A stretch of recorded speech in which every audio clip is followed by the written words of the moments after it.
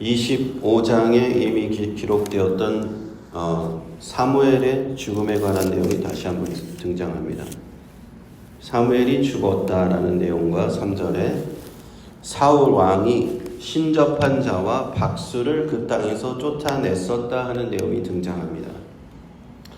레위기 19장 31절 말씀을 보면 여호와 하나님께서 무당과 관련된 신접한 자 박수 이렇게 기록되어 있습니다. 너희는 신접한 자와 박수를 믿지 말며 그들을 추종하여 스스로 더럽히지 말라. 나는 너희 하나님 여호와니라.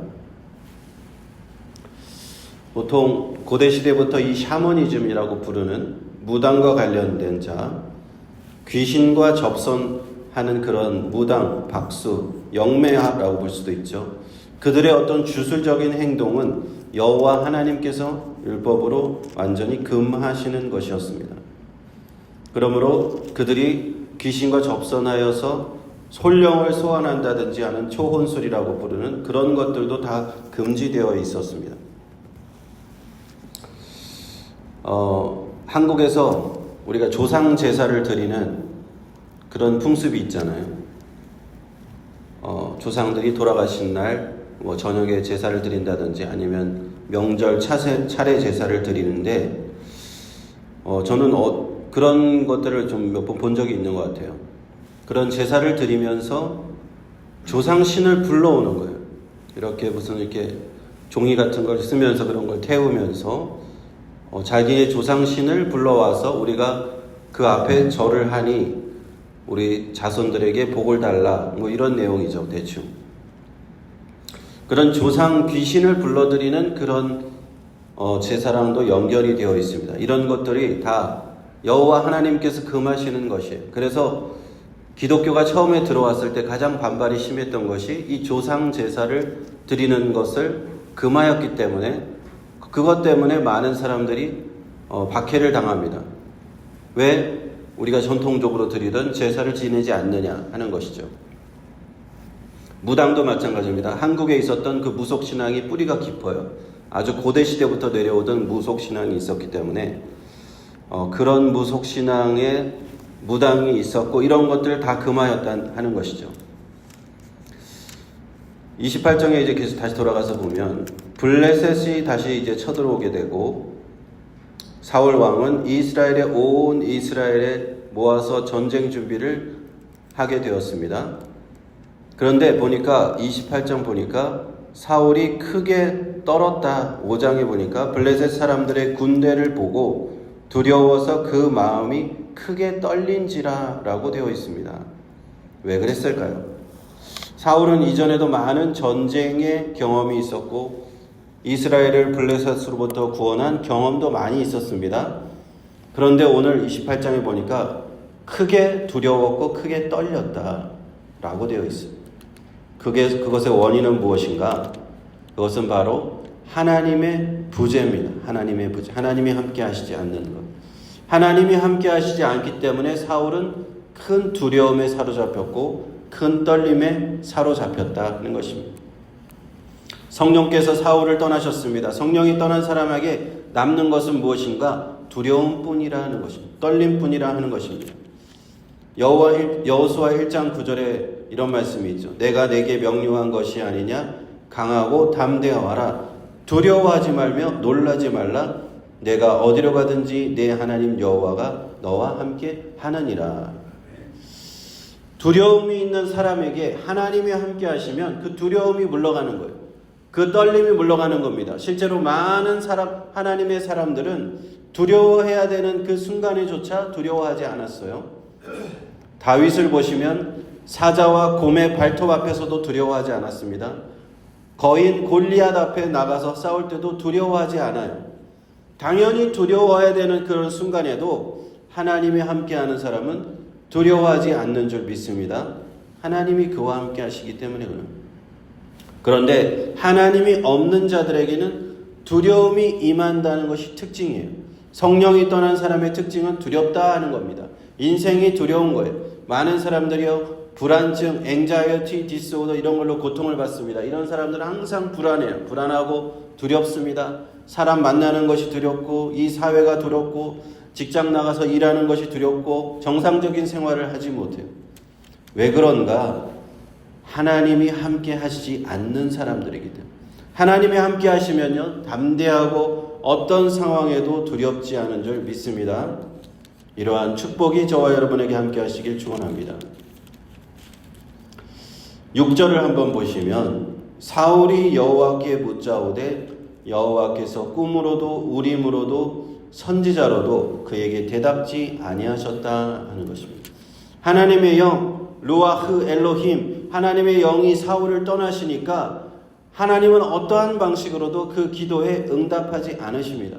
꿈으로도 우림과 둠밈으로도 선지자로도 아주 응답을 하지 않으셔요. 그러니까 사울이 이제 신접한 여인을 찾는 장면을 우리는 보는 겁니다.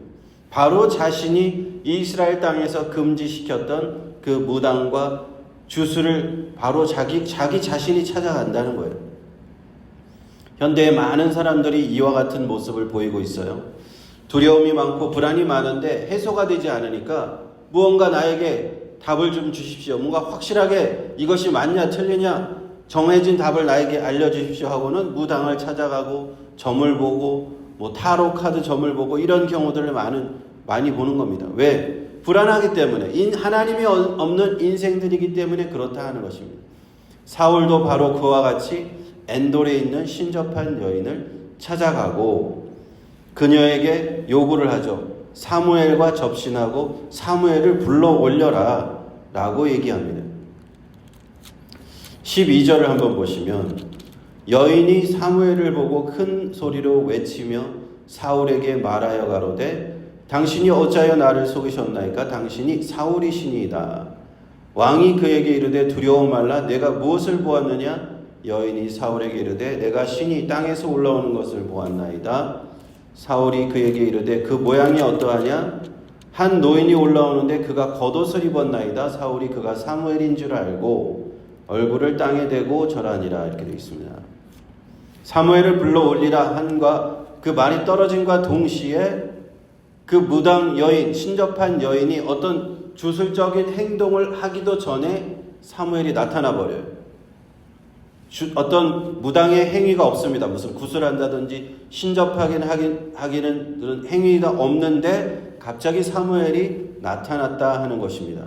이 사무엘이 순간 여기에 나타난 것을 우리는 어떻게 이해할 것인가? 이 뷰켄이라는 구약학자는 이것을 이렇게 해석합니다. 이 신접한 여인이 사무엘을 불러냈다기보다는 하나님이 그때 역사하셔서 사무엘의 영을 보내셨다. 이렇게 보아야 할 것이라고 이야기하는 학자가 있습니다. 그리고 사무엘은 사울 왕에게 얘기를 해주죠. 다시 한번 이전에 자신이 얘기했던 얘기를 그대로 한번 일깨워 주는 겁니다. 하나님이 사울 왕에게 주셨던 그 변함없는 뜻을 전달합니다. 그것은 4가지의 메시지입니다. 사무엘의 영은 이 4가지의 메시지를 주는데, 첫째는 여호와께서 너를 떠나서 내 대적이 되셨다. 둘째는 이스라엘 나라를 내 손에서 떼어서 내 이웃 다윗에게 주셨다. 셋째는 그것은 네가 여호와의 말씀을 순종하지 않았기 때문이다. 아말렉을 쳐서 진멸하라고 했는데 순종하지 않았기 때문이다 하는 것이고, 넷째는 내일 너와 내 아들들이 나와 함께 있을 것이고 블레셋과의 전투에서는 패배할 것이다. 이러한 하나님의 뜻을 전달받은 사울 왕은 이제 완전히 남아있던 기력마저 다해서 땅에 엎드러져 버립니다. 겨우 정신을 차리고 옆에서 강권하여서 음식을 먹고 일어나 돌아갔지만 이제 하나님의 심판과 죽음은 사울에게 시간 문제. 하나님의 영이 떠나고 하나님께 불순종했던 그 사울의 최후는 이와 같이 비극적으로 끝날 예정입니다. 사울의 이 비극적인 최후에서 우리는 하나님을 떠난 인생들의 비극적인 삶을, 그 최후를 보게 됩니다.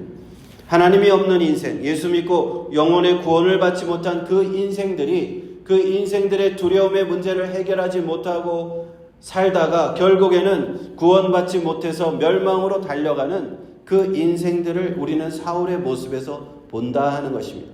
그들의 모습은 겉으로 보기에는 멀쩡하고 괜찮은 것 같습니다.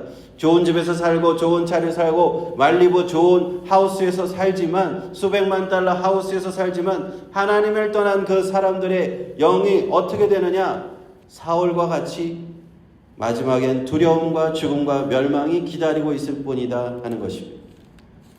그러한 사람들은요, 두려움과 불안함을 해소하기 위해서 무엇을 찾아다닙니까? 신접한 자를 찾아다닙니다. 무당을 찾아다니고 전보드는 자를 찾아다녀요. 지금도 그렇습니다. 한국에서 그런 일들이 얼마나 많이 일어나고 있습니다. 지금도 많이 일어나요. 그런데요, 그런 신접한 자들 찾아다녀서 그런 사람들에게 대답을 얻을 것 같지만, 그런 사람들은 진정한 진리를 줄 수가 없습니다. 우리에게 참된 구원을 줄 수 없다 하는 것입니다. 거짓된 영으로 잠깐 속는 거예요. 신접한 자, 무당들, 거짓된 영혼을 따라갔다가는 그 끝에는 무엇이 기다리고 있나? 바로 멸망이 기다리고 있다. 사울이 그랬던 것처럼 그들의 끝에는 멸망만이 기다리고 있는 것. 오직 구원은 예수 그리스도 안에 있는 믿음 안에 있는 줄로 믿습니다. 그러므로 요한복음 3장 16절에 하나님이 세상을 이처럼 사랑하사 독생자를 주셨으니 이는 그를 믿는 자마다 멸망하지 않고 영생을 얻게 하려 하심이라 하셨습니다. 우리 예수 그리스도 믿고 하나님의 자녀된 우리에게는 하나님께서 이제 성령을 부어주십니다. 그 성령을 받은 자는요, 사울과 같이 두려워하지 않습니다. 하나님이 없는 자들과 같이 이 땅에서 두려워하지 않아요. 다윗과 같이 담대하게 살아갑니다. 다윗과 같이 사자와 곰의 발톱에서도 담대하고 골리앗 앞에서 담대하게 믿음으로 살아가는 줄로 믿습니다. 우리는 이렇게 예수 그리스도 믿고 하나님 나라 이를 때까지 구원받은 믿음으로 담대하게 살아가면서 성령의 인도함을 받는 줄로 믿습니다. 이러한 믿음으로 오늘 하루도 승리하시는 저와 여러분 모두가 되시기를 주님의 이름으로 축원합니다. 기도하겠습니다.